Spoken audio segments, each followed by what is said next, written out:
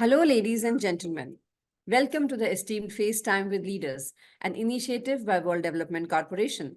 I'm Vinu Anand at World Development Corporation. FaceTime with Leaders is a platform for industry titans to share their experiences, thoughts, ideas, and best practices in order to inspire one another and future leaders. In a nutshell, we attempt to encapsulate the multi-decadal learnings acquired by these industry leaders. We also hope that by conducting these FaceTime with Leaders interviews, we can bring together a global community of eminent personalities. By bringing together such visionaries on one platform, we hope to play a part in inspiring the lives of other leaders. Great learnings from great leaders undoubtedly assist everyone by identifying, nurturing, and using the trade secrets that are proven success formulae for many. And this is what we aim for with these sessions by making them a gathering of industry stalwarts and a knowledge-sharing community. We have one such corporate veteran on FaceTime with Leaders with us today, Mr. Manish Shah. He is an industry-seasoned civil engineer with 3.5 decades of experience, who stands a distinguished leader and influencer in the real estate and infrastructure industry. Along a consistent professional track, he has exhibited profound expertise in various facets of project management and construction. As a joint general manager at Larsen and Toubro, Mumbai, since 2006, he has successfully spearheaded numerous transformative projects and has been honored with several awards in return. His commitment to corporate social responsibility is evident through his substantial contributions to sustainability projects supporting Larsen and Toubro CSR department. So welcome, Mr. Shah. And could you please summarize your 3.5 decade career journey with important roles handled, groundbreaking contributions made, etc.? Thank you. Thank you for such a nice introduction. Career journey for any person is a life achievement for that person. So for a career journey, I understand that when I started as a learner. Then my role changed to an achiever. From achiever, my role changed to a coacher. And after coacher, in the end, my role was as a strategic planner. So I see my career journey in this format. And doing this career journey, there were a lot of motivation and inspirational leaders which I used to follow. Like I firmly believe in the teachings of Bhagavad Gita, which I really follow. And I follow the leaders like Ratan Tata ji, B.K. Birla ji, Warren Buffett, and Dhirubhai Ambani. Their teachings in the industry really inspires me for carrying out such type of works and all. To begin with, when I came out from my college, I got an opportunity for a residential complex. There was a township project which was coming up in Kalyan with 15 buildings, with community buildings, with school buildings, with hospitals. So I was one of the part out there in those type of construction. So it was a really nice learning period and construction techniques. Whatever you have learned in the college, you put it practice out there. Then doing this construction, I also got an opportunity for an industrial setup of construction. There was in Century Rayon, they were supposed to come out with very big effluent treatment plant, like 27,000 meter cube per day. And they wanted to bring the chimney. In those days, chimney with a manual slip form was a new thing in the market. And they wanted to do that. So I thought it's a really good opportunity to grab and learn the things. And because all these learnings in future life will really help me for taking some strategic and some good decisions for betterment of our society. Then I started my career in Century Rayon. But I can tell you that when I joined the project team of Century Rayon, when you join an industrial setup, it's an added advantage because you are supposed to look after maintenance also. So through maintenance, you come to know what are really day-to-day needs and what are day-to-day emergencies, which the factory is experiencing because of their infrastructure inability or infrastructure capabilities. So I helped in a lot of infrastructure projects like foundation of buildings, 5 metric ton tower plant. All those construction was also done, even acid brick lining and also in maintenance activity, which gave me more boost and confidence. See, at the young age, once you get an experience, you get more confidence to carry out the more work ahead. Then I got an opportunity for petrochemical plant, right? Schenectady Herdillia Limited. So I joined a petrochemical plant. There, on my basis of my achievements and all, I was leading the full civil team out there. And there I started becoming a head of the system and started looking at the budgets, how the budgets are made, how to utilize budget, what is a rupee calculation. All those things were really in detail. Proposals making, getting projects approved. So that was a career which started on a management side from all those projects. But to tackle that management, I had a very good down on the site experience, which helped me a lot for executing all those projects. So I started with those career in Herdillia with they had a housing colony also, and their plant was 13 lakh square foot of plant was there. They had a colony of 10 lakh square foot. So all those things were managed by me. Once on that basis, it's a new experience altogether. Then I got one more chance for Larsen and Toubro, where in Powai campus, they were coming out with the building of commercial complex, 1.5 lakh square foot with RO plant, and they were coming out with STP plant with a 350 meter cube per hour, and they had a very beautiful roads, 5 kilometer of roads. So all those projects were coming up. So I thought, why don't I change to that domain and have that experience also? They have 500 flats all over the Mumbai for maintenance of flats. So that was also a bit different domain. So I jumped from Century Rayon to out there in from Century Rayon to Herdillia and from Herdillia to Larsen and Toubro for doing the works out there. In that way, I slowly I progressed in my career journey. There were not 300 plus people were you can say report to me, or they were my colleagues or etc. Whatever the terminology you want to, because when I was in Schenectady, they use a parallel terminology. There is not a tree terminology they usually use. They always use a parallel terminology. So it gives boost to the people who is working out there. So that everybody tries to put more whatever they think for doing the work out there. So I was in Larsen and Toubro. There I grew as a joint general manager, and there in a various facet of life, various facet of construction, I was involved in Larsen and Toubro. And one more way of looking at it was when I was in Larsen and Toubro, they wanted to do something in CSR. So they wanted to relate infrastructure projects in CSR activities and all. So they made a core team of CSR. In that core team for technical inputs of infrastructure activities, they took me as one of the group members. So that helped me to work in CSR, because nowadays CSR means whatever we have earned from the society, we are giving back to the society. So that was the main idea of doing the CSR activities. And during this journey, I did not only upgraded myself in terms of position, but I also upgraded myself in terms of my knowledge. See, I started with my civil engineering. Then I passed my mechanical engineering. Then I did my diploma in management studies. Then I did my diploma in construction safety management. Then I got a chance, I did my diploma in industrial safety also.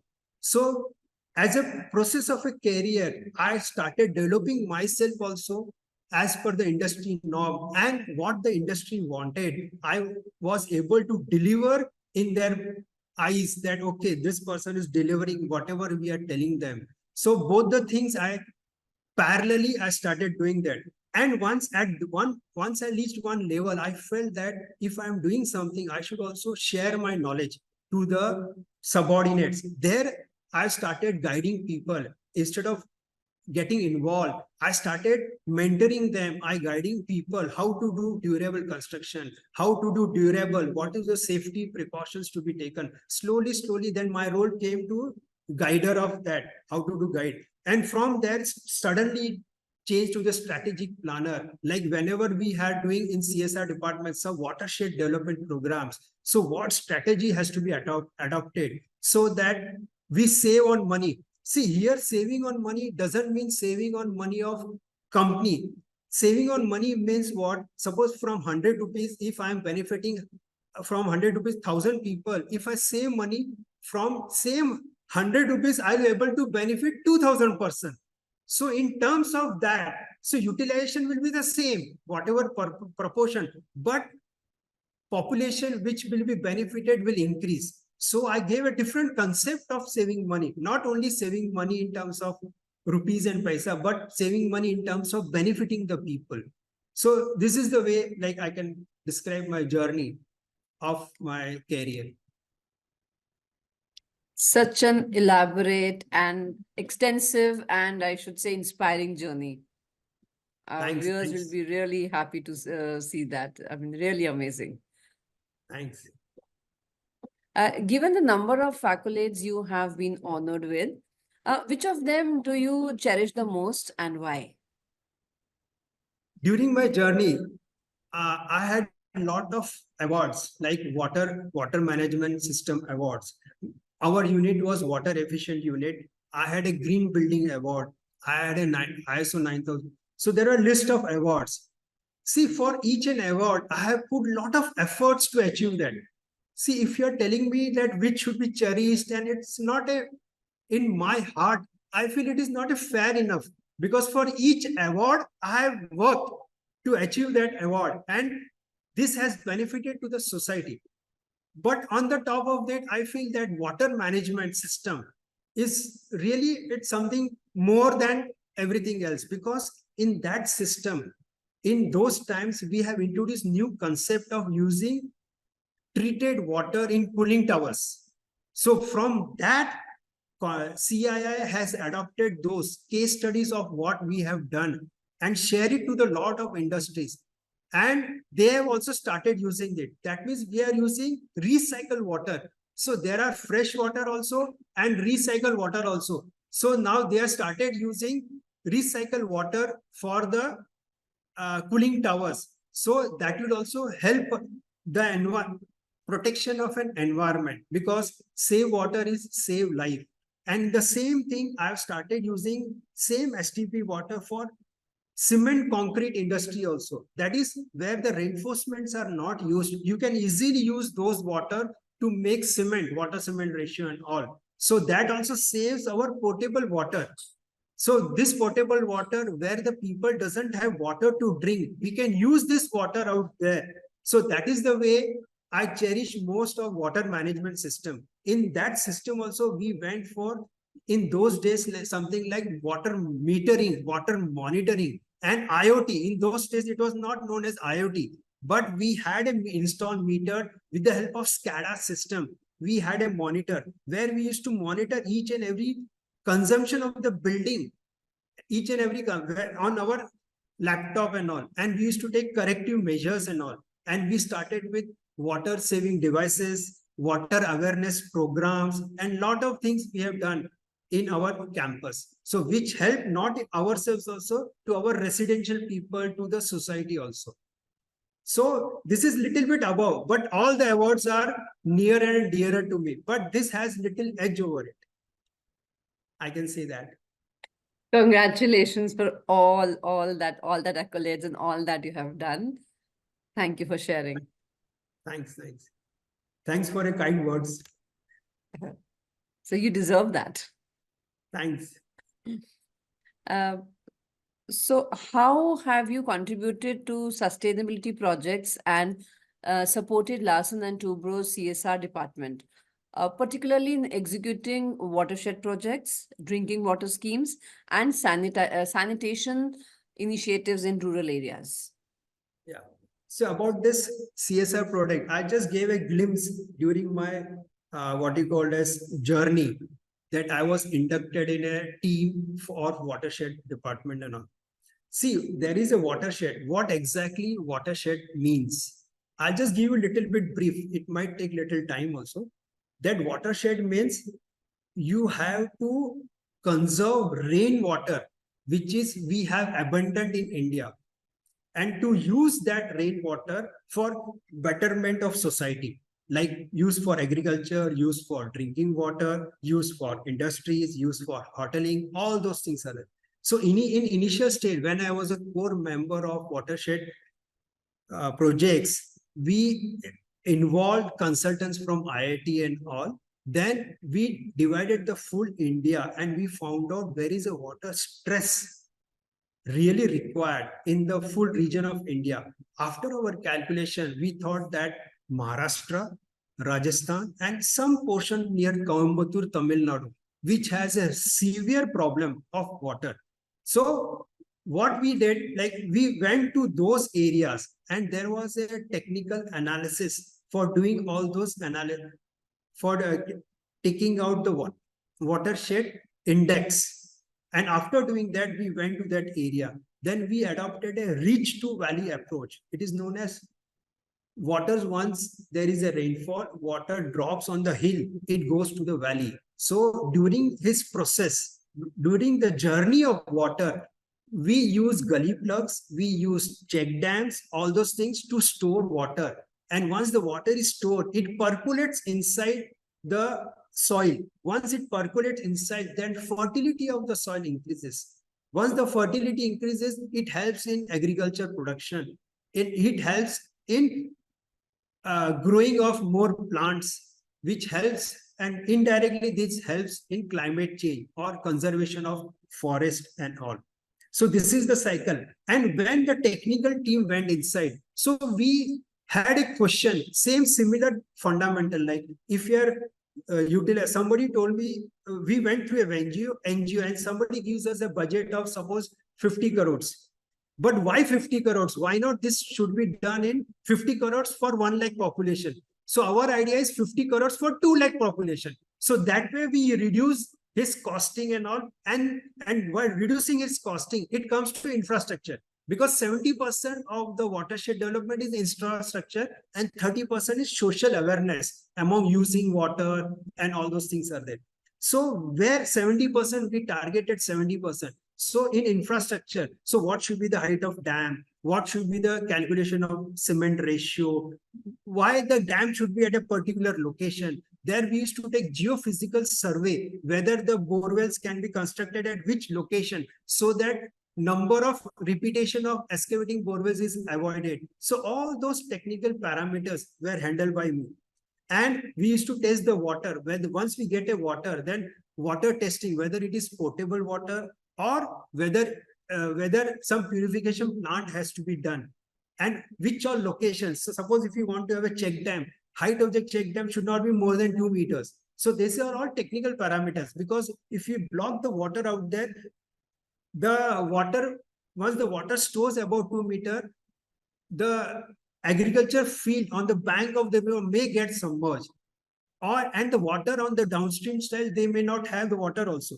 So there are some systems and there are procedures. This is also well laid down by our government of India. So all those procedures, and we were followed that. All design was done, all construction was done, everything was done on basis of gully plug, and all those construction was done on civil engineering point of view, which helped me of doing this. Once we went to the watershed development, then our management thought of a global village. That means first is create water, then use for drinking water, then use for sanitation, then use for schools and all, then use for Anganwadis, then use for agriculture. So that was the thing, we wanted to develop a model village out there. So we started with watershed development. Then we went for the drinking water scheme. In drinking water scheme, if I have a population of 1,000 people and at a scattered locations, and the location between is 1 kilometer, 2 kilometer, 2.5 kilometer, then where the tank should be installed, what is the size of the pipeline, so that water can be easily distributed with the help of gravity. We did not want to use the pump, because maintenance of pump in the village area, who will take the maintenance? So everything was designed according to the gravitational force and all, use of gravity. So all those areas where technical inputs were required.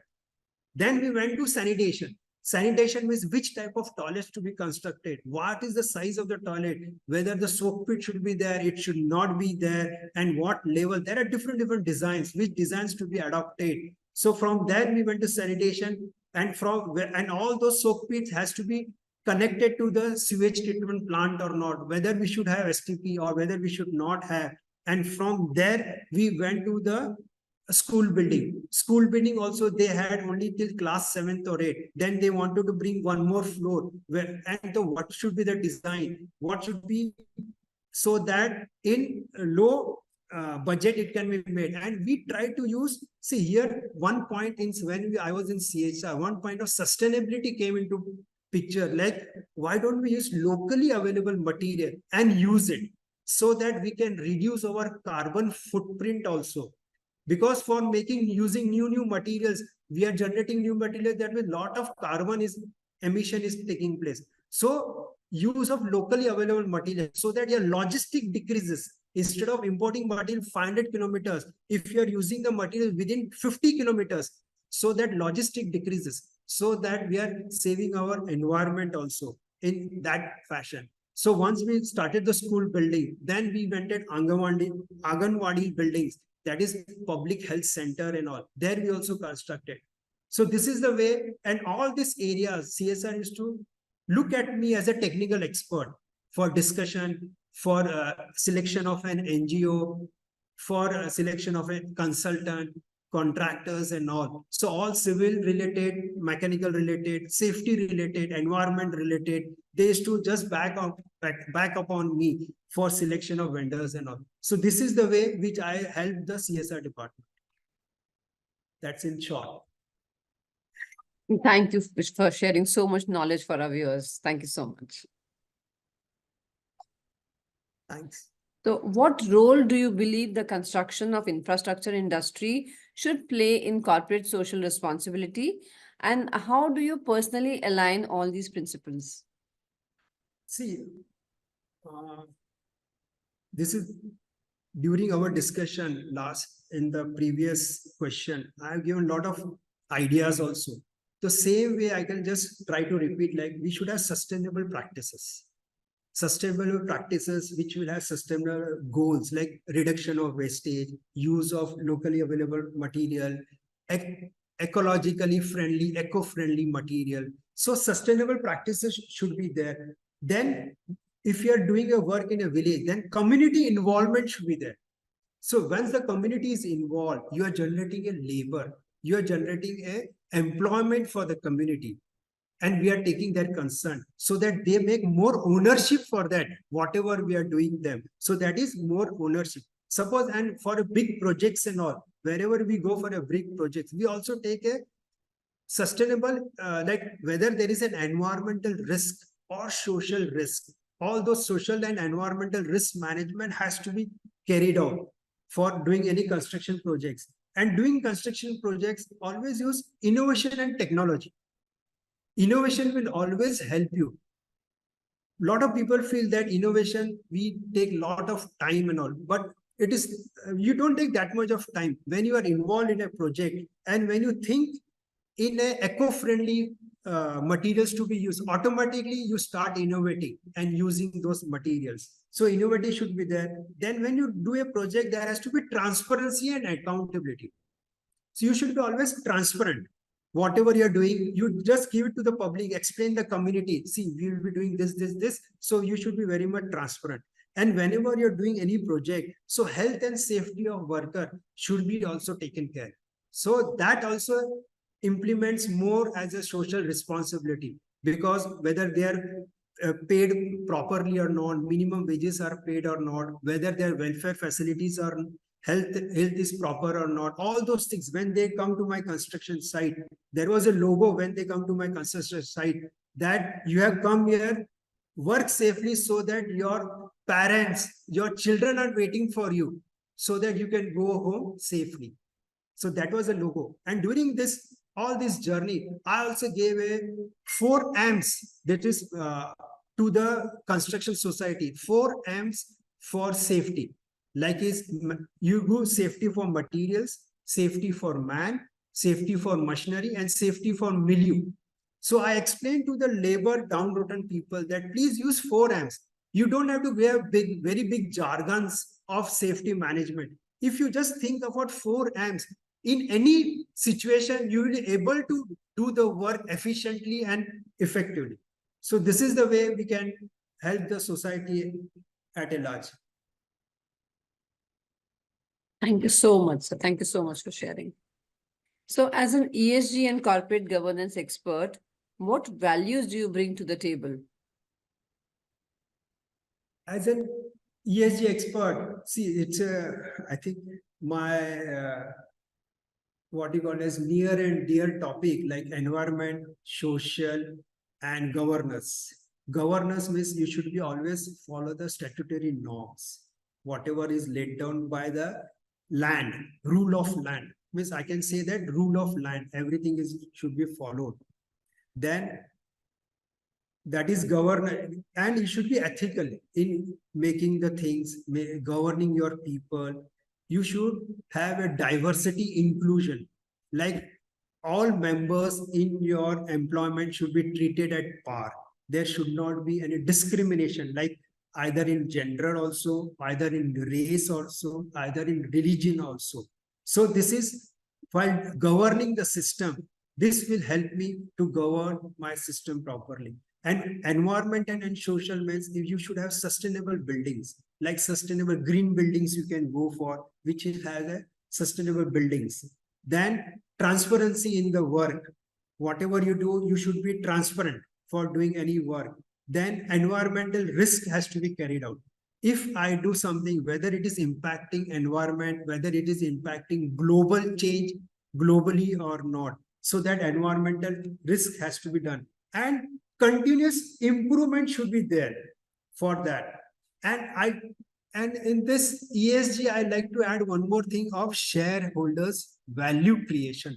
This is very important thing. Whatever, if I'm a company, I have a shares, so my shareholders, they should feel proud of me, so that my and share value creation has to be there, so that they will say, okay, I have a share of so and so company. It's something of that, creating a value for my shareholders in terms of money also, and ultimately it affects your share market also. So in terms of money, in terms of share market also, and to create a brand image of your company. So this is the way what I can put for ESG. Thank you so much for your valuable inputs. What are some of the most remarkable changes you have seen in your field with the changes in technology? And what changes do you expect to see with the advent of IoT, AI, ML, blockchain, big data, and Web 3.0? Yeah, initially in our days, it was just a starting of computers. So we starting with computers. We started with computers, and nowadays everybody's talking of IoTs, Internet of Things, AI. So in construction industries, I can tell you we can start with beam technology. That is building information, modeling is there. Whether 3D modeling, 4D, 5D modeling. So with the help of that modeling, on the table itself, you know what is an environmental risk and how that building is going to behave. What is a safety risk? Is there any risk while construction? Is the public are going to be affected? So what is the size of the concrete, size of the cement, quality of cement, size of the building materials? So beam modeling is very useful in initial stages of doing construction. And during the construction, we have started using drone technology. See, drone technology at higher floors, you may not able to go and monitor what exactly it is happening out there. So with the help of drone technology, we monitor whether the laborers which are doing construction, are they following the quality norms? Are they following the safety norms or not? And with the help of this drone technology, I've used in watershed. See, watershed, it is acres of land, like 1,000 acres, 5,000 acres of land. You cannot go through that acres of land and see that our construction people are doing or not. So with the help of drone technology, we used to check the check dams, whether that latitude and longitude is there, where that check dam is constructed and all. So that also helped in the drone technology. It also helps in prefabricated structures, new technology, because once you do prefabricated structures in an office environment, that means once you come to the office environment, it is same as any production unit which has a batch type of process. Everything can be controlled over computers. Everything can be controlled with the help of AI. So prefab structures for making buildings and all, that can be used as that. And one more technology, like 3D printing. Nowadays, in our L&T has done one 3D printing ground plus one building with a very short span of time, and which was appreciated by everybody, which has as a showpiece which they have done in Chennai. So 3D printing technology also was used for doing this. Then nowadays, wearable technologies are there. See, wearable technology we have used in construction site. He used to wear a helmet which has an indication of latitude, longitude, which level is there, whether any hit is there on his head. So real-time passes with the help of wearable technology will come to know what exactly has happened if accident has occurred. Then in that is a helmet is there, and the shoes location. Suppose if anybody is traveling to the 5th floor, on my computer, I'll come to know, okay, he's on the 5th floor. Or if he's traveling to the 10th floor, I'll come to know he's on the 10th floor and what that person. So that also technology is helping me for monitoring the things, what is going on out there. Then we have used VR, AR technology. See what has happened if you go to the construction site in rural areas. There we have used VR, AR to the laborers. We tell them to wear that goggles of VR and AR, and we tell them virtually you are constructing that column. So what all precaution you will take while constructing that column? So VR and AR technology helps to construction of those columns out there. So that way we have used that. And we have also used blockchain in construction. Blockchain means to negotiating in a contract. Blockchain was used, and transparency, and to reduce the logistic time for construction material to reach on the site. We have used blockchain technology also out there. That we can use big data analysis. We are doing number of projects. So all projects have their own data. So with the help of analysis of the data, in future, what we should not repeat so that my projects is completed on time.